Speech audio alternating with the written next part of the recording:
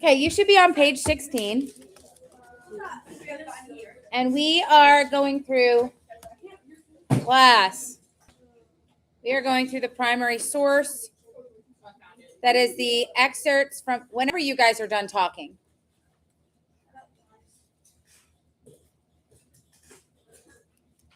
We are going through the excerpts from Thomas Jefferson and Alexander Hamilton. And these are pieces of letters that they wrote regarding the establishment of a national bank. Now, as I don't need the commentary. As you can remember, when we talked about Alexander Hamilton and Jefferson, okay, we talked about the differences between them. We know they don't like each other. We know that they argue with each other. Jefferson has a strict interpretation of the Constitution. That means if the Constitution says do not talk when Miss Bethel is talking, then that means don't make a noise.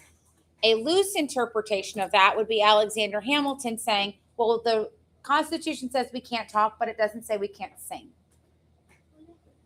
Okay, it's called like splitting hairs. Your parents might have said that where, okay, when it's like, hey, I need you to clean the house. And then they come home and they're like, well, why aren't dishes done? And you're like, well, you didn't specify dishes. You just said clean the house. So it's just a loose interpretation. Okay. Jefferson's very strict. And that makes this conversation about a bank argumentative between the two of them. And it makes it a big deal. Okay. Now we already have Alexander Hamilton on this side showing that he did make the first Bank of the United States. We do know that that did get put into place. But there was a lot of issues with it right off the bat.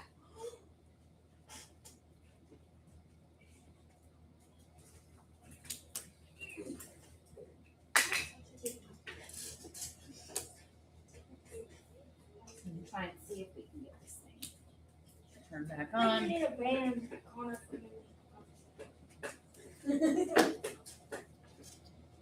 Got some kind of movement there. All right. So the first one that we're going to read is a very small piece of Thomas Jefferson's letter to George Washington. Camden, come up here. Now.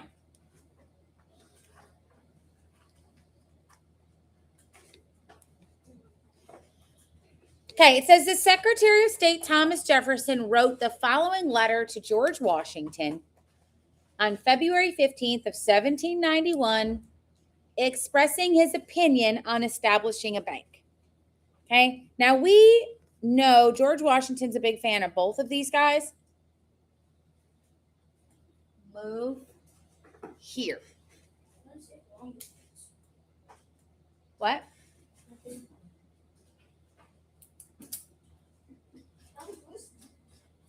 Not to me. Not to my instructions. I told you to move up here.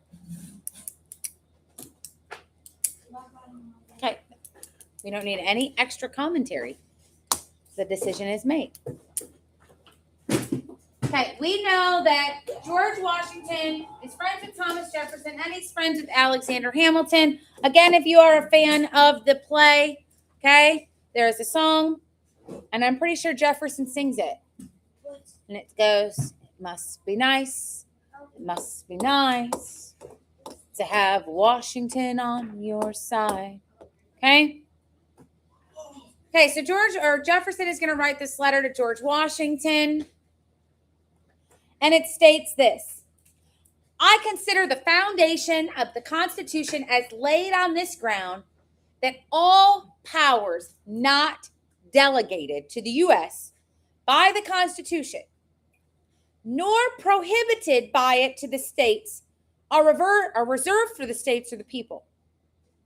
To take a single step beyond the boundaries thus specifically drawn around the powers of Congress is to take possession of a boundless field of power no longer susceptible of any definition. Okay, what does that say? Can anybody tell me? Open your journal, open your book, page 16. We're on primary source. You have a bag of writing utensils, so you need to have one prepared to write this journal. What he is saying here, as I translate for you, he says, I consider the most important part of this Constitution to be that unless it states in that Constitution the executive, legislative, or judicial branches can do something, they cannot do it. In Jefferson's mind, it does not say anywhere in there that anyone, the president, the legislative, the judicial, can create a national bank. Remember, it gave some outlines, right? Hey, president, you can create some departments. It didn't say how many departments. It didn't say what departments, but it said you can create some departments. So he had to figure that out. Okay? Our Supreme Court, it didn't say how many judges we were going to have. They had to figure that out. But nowhere does it say make a bank, figure it out. So Thomas Jefferson is literally saying to George Washington, this bank is unconstitutional. Congress cannot just sit here and make a bank that controls all of our money. He's not saying that a bank is not a good thing, but he's saying that to create one or the powers creating that, it's not given to them. It is given to the people or to the states. They are in charge of creating this item. Okay? That is a big deal because Jefferson is arguing that what Hamilton is attempting to do is so very, very unconstitutional. And if he is allowed to do it, if Congress is allowed to, he says this is going to mean that Congress is going to be given a boundless amount of power that will no longer be controllable. So Jefferson is worried that by taking this step and allowing Congress to do this is now going to lead to them being able to just create things that they aren't supposed to and have way more power than they should. Okay, so he's warning against this bank. Now, Alexander Hamilton writes a letter to a friend named Edward Carrington. He's the supervisor of revenue in the state of Virginia. So he kind of does the same thing that Hamilton does, okay? But instead it's just for the state. He's writing him a letter and he's sharing Jefferson's approach to monetary policy, including the national bank. But I want, as I read this, I want you guys to think at the end of this, or I want you to be able to tell me, what does Hamilton think of the bank? Okay? What does he think? I'm going to read this, and then you guys are going to tell me all of the info that you've learned about how Hamilton feels about the bank. Hamilton says, it was not till the last session that I became unequivocally convinced of the following truth.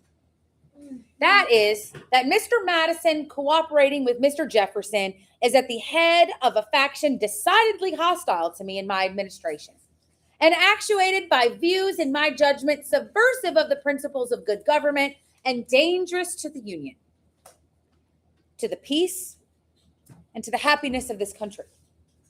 Mr. Jefferson, with very little reserve, manifests his dislike for the funding system, calling in question the expediency of funding a debt at all. And in various conversations with foreigners as well as citizens, he has thrown censure on my principles of government and on my measures of administration. He has predicted that the people would not long tolerate my proceedings and that I should not long maintain my ground.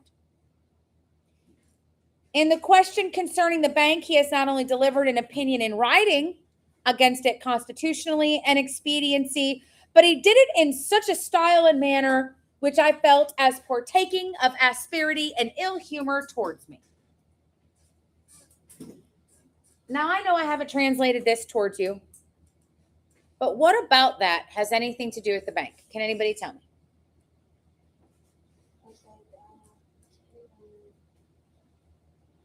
Are you answering the question or are you just making noises?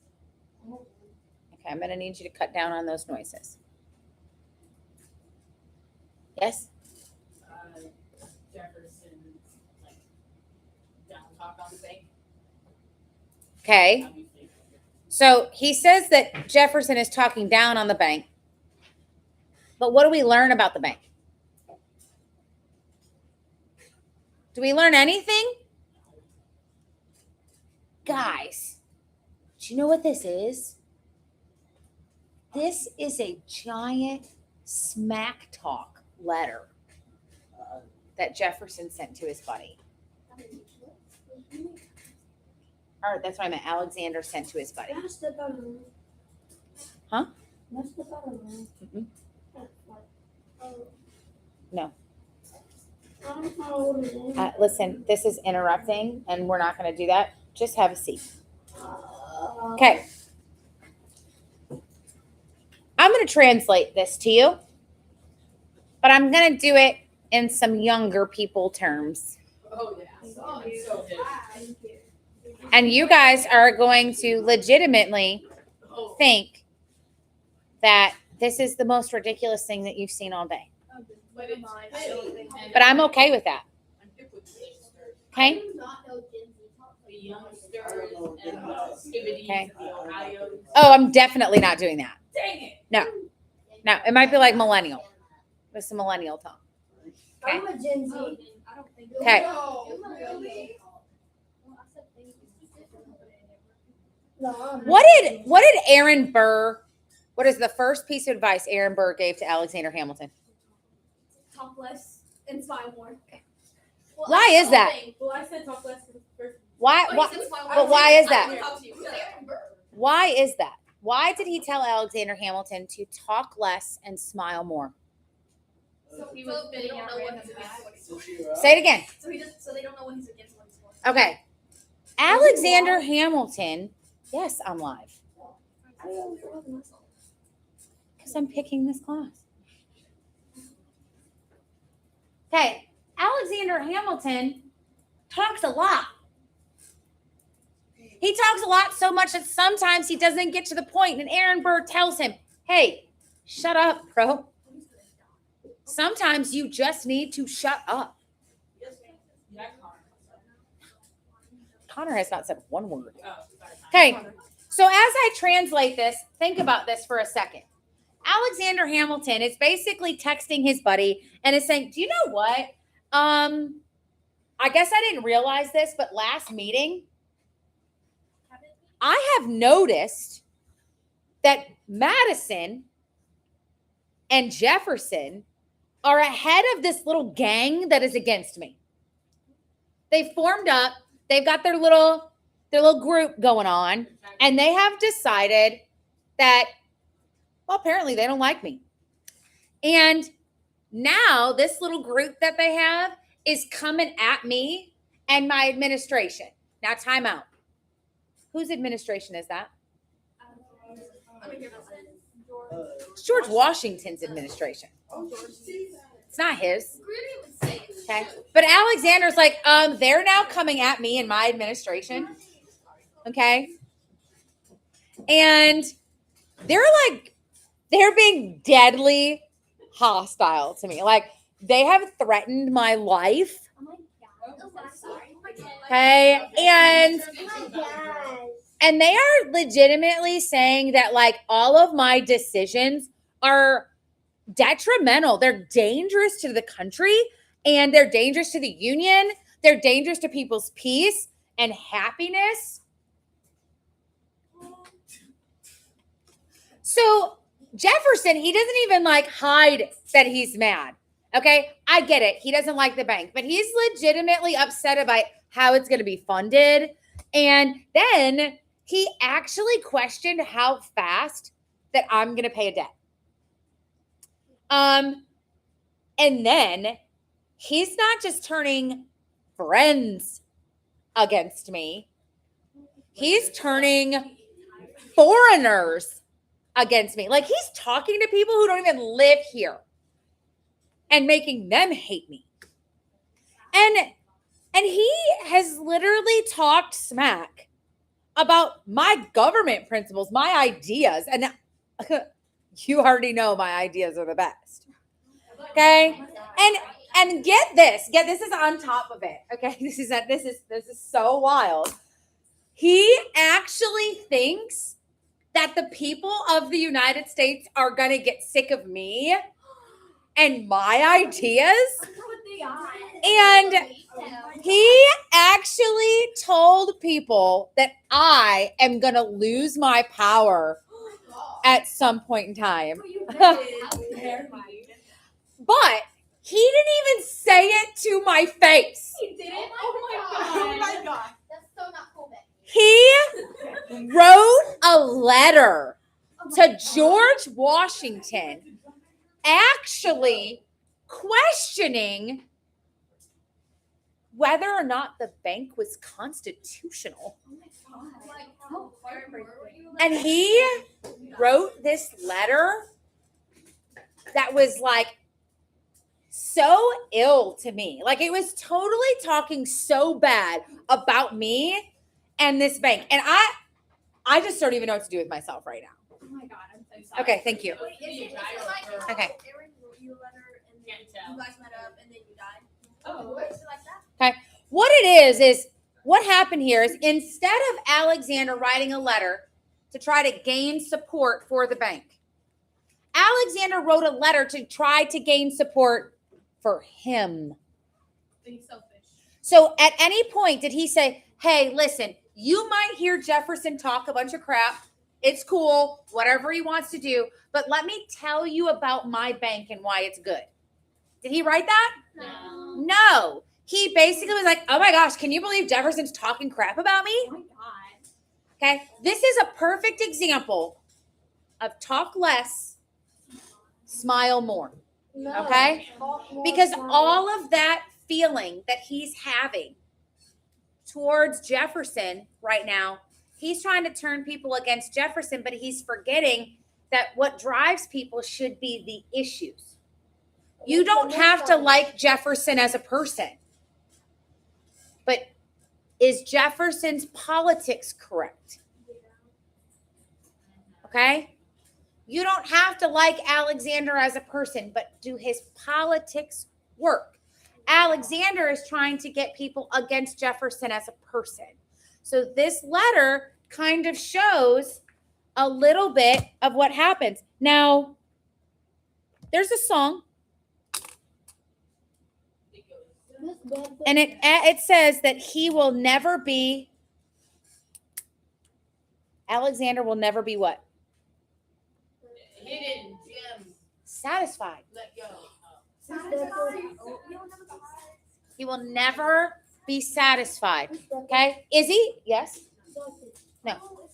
Is he satisfied throughout the entire play? No. He's never satisfied. He is constantly chasing something. Okay? Does this sound like a man who is satisfied with the bank that he's created? No. Can the bank that he created stand on its own? You think it could. It should be able to stand on its own. He created it, right? Hey, here's my plans. Here's my plans for the bank. Read it. Ask me any questions. Instead, he's not satisfied. He's not satisfied until everyone is on his side. Okay? Okay, so let's look at our primary source sheet. Let's look at our primary source sheet. All right, you're going to write the title up at the top. Now, there's two different letters. As long as I know that you guys are looking at or filling this one out, because some of the other classes flip-flopped, and we did Washington's farewell address with them already, which is on the previous live from yesterday. So if you're just putting letters from Jefferson or Hamilton or National Bank letters, whatever you're putting at the top there, just make sure that all of the answers below it go with this source. Oh, yeah. And then you're going to tell me what is the source type. Is this a letter? Is it a speech, a court case, an image, or other? Okay, it's a letter, right. Okay, very good. We will have speeches, court cases, images, and other types of things as we go through the books. Okay. So the first thing that you're going to do in a primary source is you are going to find a sentence that when you read that sentence, it sounds pretty important, but you think you can translate that into today's words. So just like how I did for you, okay? I took a look at it, I read it, and I said, okay, this is what this means. So I want you guys to skim really quick, go through these two letters, all right? And I want you to tell me what sentence you can actually translate and then put it into the words, okay? I'm going to give you guys a minute to do that.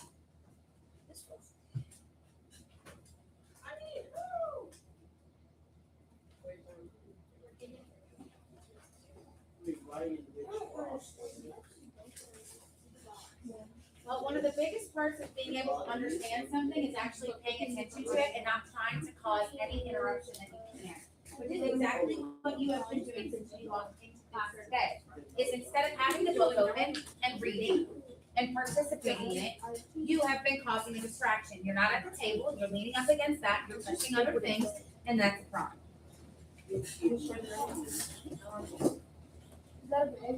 Yeah. Yeah. Did I not just tell you?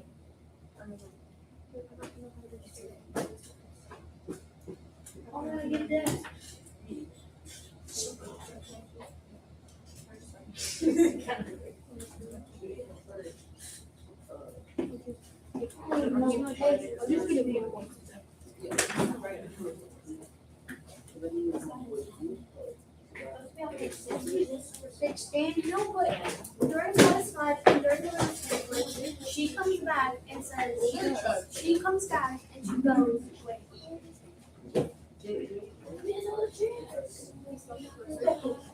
I've already given it to you. I've warned you multiple times today. One more chance, I'll do it, I promise. Just let me, I promise. Sorry, Cameron, but it's been enough today. She goes, you better be satisfied, not if you're satisfied. In the middle sentence, but then in the beginning, she also, in satisfied, she also does say, that he's never satisfied, because she's never satisfied. He said that. No, he never said that. No. In freaking, satisfied, she says, Wait, let me just take a look. I enjoy watching. Guilty.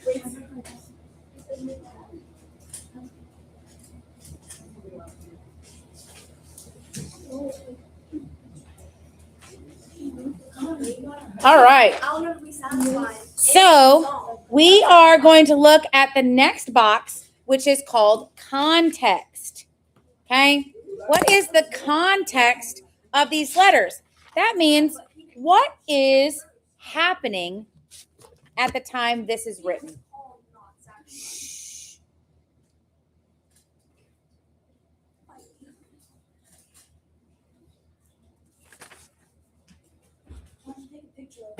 So that I can track it. I track them all. I track them. So when you get them and they don't come back to me, then I know when to call parents. Okay. Context. What exactly is going on in the country when these letters are going on, when these letters are being written?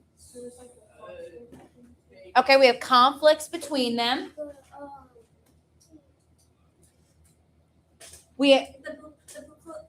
Okay, you're talking about the dinner? Are you talking about the dinner? What are you talking about? Political parties. Okay, we have political parties, so we have a lot of separation going on. Okay. Has the government fully figured out its job yet? No. No. So are we still building part of the government? Yeah. Yes. Okay, so there's still questions that need to be lined out. The government is not 100% in the position that it needs to be in. All right. Credibility. Who wrote the letters? Jefferson and Hamilton. Jefferson and Hamilton. Okay. So those are your authors. Okay. So their names go in that box. Jefferson and Hamilton. Now, here's the question. Can we trust them? Maybe. Sometimes. Now this is a tough one. Now there's no right or wrong answer to this. I just require more than a yes or no. So if there is something about one of them, Camden, and I will handle that in a completely different way, but you are still disruptive and interrupting me while I am teaching. No, but I will handle that in a different way. Do not interrupt me again when I am speaking. We are literally on source, on the primary source. Turn to that page in primary source in your journal, and I'm giving you the answers. You are not even on the right chapter. What chapter?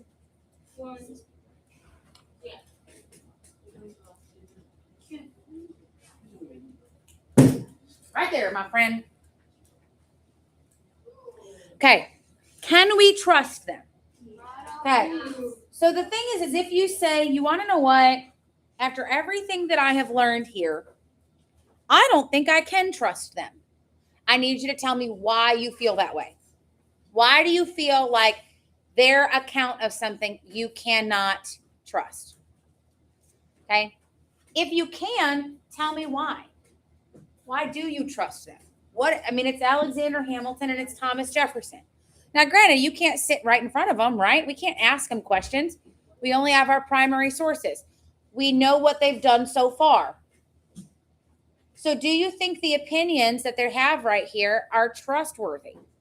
Okay. Raise your hand if you have a friend that lies a lot. Yeah, right there. Sure. There's a lot of picking on you, Connor. I'm going to have to message your mom about this. I have to figure this one out. Okay. It's Wednesday and I'm not in. So let me ask you a question. If your friend that lies a lot texted you and said, "Oh my gosh, you'll never believe this. I got a zebra for my birthday." I am going to Now, granted, if any one of your friends said that they got a zebra for their birthday, you would probably go like, not true. Okay. But if the person that lies all the time says that, you're really going to be like, this is absolutely not true, right? Their credibility is gone. That's what that C word means, credibility. Okay? The C word. There's 5 of them. What can I do? Isn't that presidency? That's a good C word, but that is not one of them that we will talk about. I know what Okay. Our next C word is corroboration.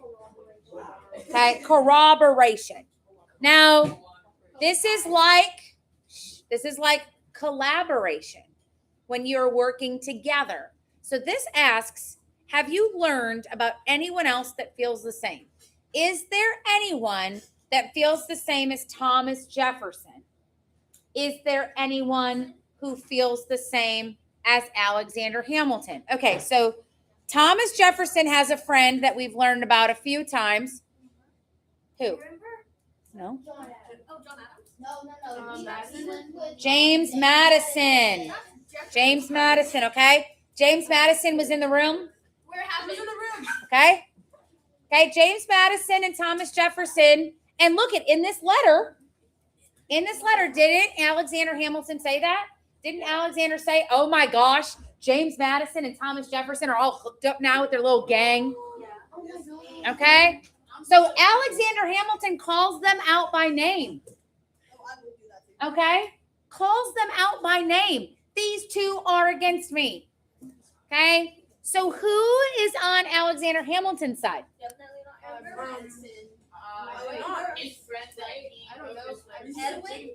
Edwin? How about this? John Jay. Hey, John Jay's not on his side. ready? we ever had a girl person be the Okay, who is on Alexander Hamilton's sign?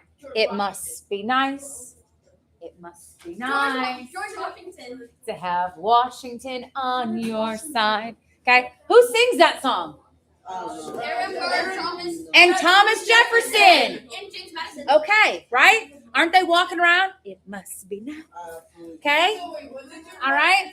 It is George Washington. Very good. Okay, our next box is cause and effect. So we have two letters that are being written, and the title already says it's about the National Bank. Okay? Thomas is writing to George Washington, and we have Alexander Hamilton writing to his friend in Virginia. Something happens for these letters to be written. What is happening? Conflict over The bank. the banks. It was that easy. Okay? They're having conflicts over the banks. They are not agreeing. Thomas Jefferson is not saying, I hate the bank. Thomas Jefferson is saying, I hate the fact that the federal government is creating the bank, that the federal government is having control over the bank because the Constitution says we can't have that. It doesn't say that that's our job. Your next box is actually pretty easy. It's called close reading. And you're going to go back and read through this source and find words that you think are pretty important. I'm going to give you one. One of the words that really sticks out to me is hostile. Oh, me too. Now, Alexander Hamilton says they are being deadly hostile to That's him. not quite right. Okay. Now, if you don't know what the word hostile means, let's just say someone walked into this room and threw a shoe at me. Okay. That is them being hostile. Okay. If they were being deadly hostile, they might throw a brick at me. Okay. Because a brick could possibly kill me. Right. Okay. Hostile. So I feel like that's a pretty important word coming out of Alexander Hamilton. And does Alexander Hamilton, do you really think that they're being deadly hostile? Like they're threatening to kill him? No. Does it seem a little dramatic? Yes. Yeah, a little bit. Okay. I mean, it's old people getting that. Talk He ain't never less. gonna be president. Ain't never gonna be president, not never gonna be president. Okay. He couldn't be president anyway. He wasn't born here. But it was still fun. Okay. Thomas Jefferson, my favorite. He's my favorite with that purple coat. He cheated on his wife. Okay. Yes. I like cheating. All right. Well, Colin, did you just say you like cheating? Did that come out of your mouth? Oh, that was Zachary. Zachary, you said you like cheating? Listen, you ain't never getting a girlfriend. Now, Camden, that's the best thing you've said all day. Okay? Listen, they're going to remember this now for the rest of homecomings. Okay? You're, It's all part of my master plan. Oh, is that- I got you. Okay. We've all fallen into the secret plan. What? No, we don't talk about that. Why do you always talk about Connor? Okay. All right. So our extended response, okay, is always the same every time we do a primary source. This question will never change. Okay.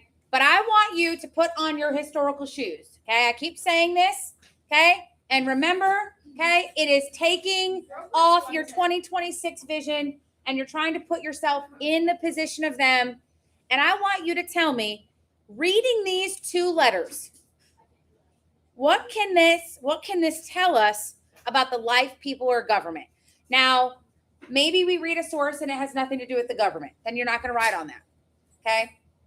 In particular, this is the government. Okay. What does this source tell us about what is happening with the government? Okay. What is this going to tell? So you guys are going to write me 2 or 3 good sentences on that. Okay. 2 or 3 good. Wait till you have to write an essay. Miss Bethel, about Ooh, I don't know if you're gonna make it, my friend. I mean, I said 2 to 3 sentences. That's like 50. we need to read an essay about Miss Bethel. You are gonna write an essay on book 1. Yes. I want to write an essay about No. No, somebody sprayed something, which is most definitely not allowed. I'm just quite unsure where it came from. Huh. It came out of my mouth. My breath is so bad. Collaboration? Yeah. That's the one that's collaboration. Who is their friends? So see, and you see how it says, have you learned about anyone that feels the same? Okay. Okay, so I'm going to end the live here only because I actually already recorded Washington's farewell address primary source yesterday. Okay, because we're on kind of different schedules right now, a couple of the 7th graders. So if you need to go back and review that, I have hey, sit down. It's not hard.